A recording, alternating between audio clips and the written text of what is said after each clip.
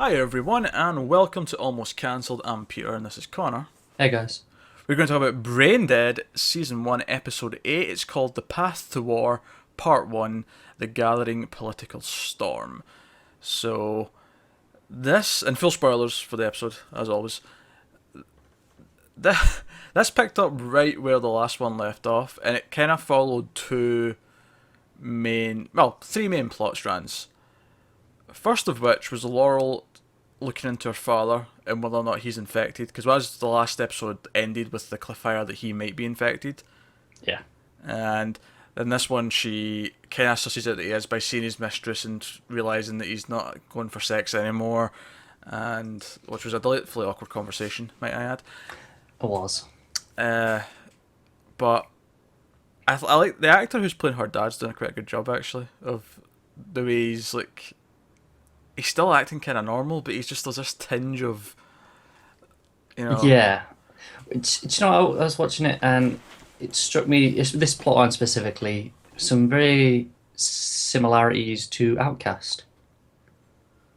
yeah, actually I can see what you're saying there. Yeah, Where they're trying to convince us here that it's not that maybe, bad. maybe it's not a bad thing. But it Maybe is. it is, Yeah. but maybe it doesn't have to be. It's from their point of view. Yeah. Which, interesting thing to prod at, and I'm sure obviously it'll become clear as the ending of the episode clearly shows. Laurel's not going to go down without a fight, and Yeah. the whole are you going to fight me the whole way on this, and that's the end of the episode. Is now it's personal, now it's not just something bad's happening and we need to try and stop it. Now it's it happened to my family.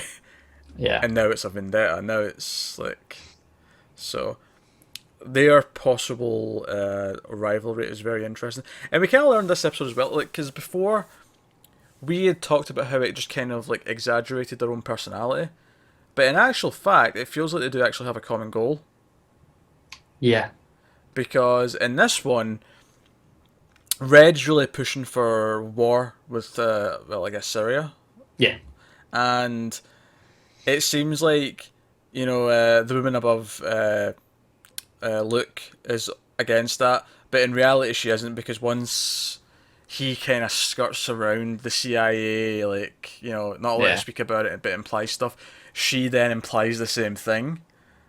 Well, we get from the other guy that they want to cause chaos so that we can't organize against them. Yeah, but up until now though, we still thought that they had different agendas because Yeah, they were acting differently, and they were they're acting just doing it to highlight it. yeah, because yeah, actually I thought the because Gareth's he's full on helping Laurel now with everything, Yeah. him interviewing that air quotes doctor, and realizing he's changing his story just to fit whatever the Republican agenda is. Mm. And him realizing, oh, this is not on, which is why I really like the line where Red says, he's I won't shy away from more if it's needed, will you? And he's like, yeah, no, I wouldn't. And there's a double meaning in that line, because he's Yeah. that's him saying, well, no, I think I need to fight you now.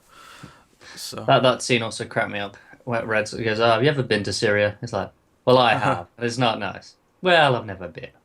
but I've got imagination. Yeah, Yeah. I enjoyed that.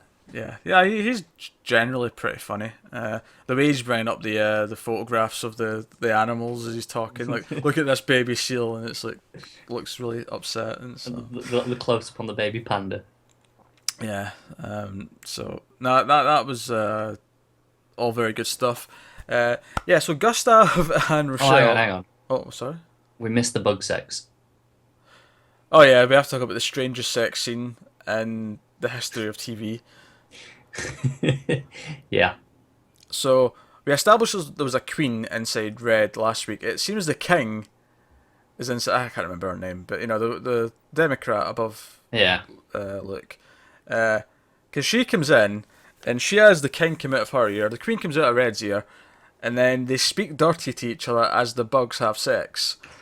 Yeah, it was because obviously I speculated last week if there was a queen inside all of them. But apparently not. It seems like It seems like it's just those two yeah, which makes sense because they're the two sort of prominent characters. figureheads, Yeah. aren't they? So No, that makes a whole lot of sense. That was really, really weird, especially when she was like, "You are a little bitch, aren't you?" or something like that. It was very surreal. It was. I was like, what am I watching? And then the way they sort of fixed their clothes after we're done, as if they just finished actually having sex, it was very, very bizarre.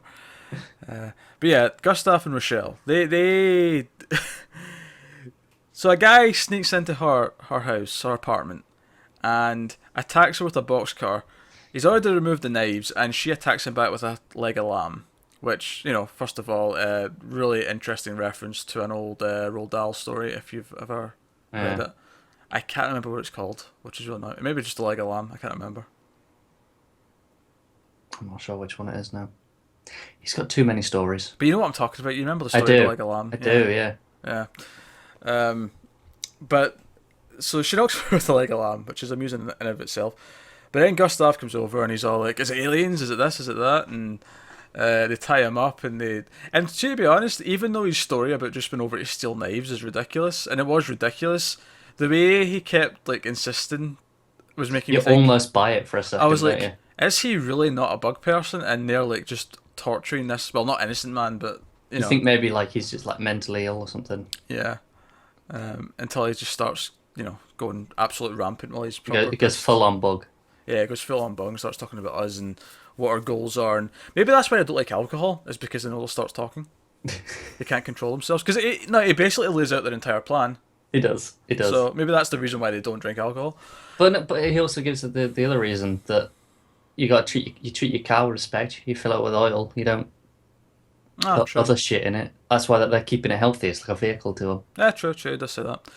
Um, but no, Gustav was cracking me up in this one as well. Oh my Actually, god! When he wants to torture him and like pulls out the knife, it's like I'm gonna cut off your fingers. that's it. It was the same when Laura was talking to her dad as well when she was like approaching the subject like, "Are you alien?" Yeah, but they don't like that word. No, they don't like that word, so they don't outright say it. But he basically confirms it by saying that. Yeah, So, yeah. No, good fun. Rochelle follows him at the end of the episode, but I don't think we see the end of that destination. I think that's a we get that door, don't we? yeah. But of course, this is technically a part one, so It is. we'll see what part two holds next week. A fun episode. I don't know if I liked it quite as much as last week's. I thought last week's was probably still the strongest episode. But that said, there was some good emotion in this one as well when Laurel found out her dad had Parkinson's and was terminal. Yeah, Before she, of course, she found out he was a bug person. it hit hard, didn't it? Yeah, like our reaction after she spoke to Luke was quite. Yeah, it was good. It was a good bit of acting. It was very genuine. Yeah, so no, that's BrainDead. Let us know what you think in the comments below. Like and subscribe and all that jazz helps us out a lot. Thanks very much for watching. We'll see you next time.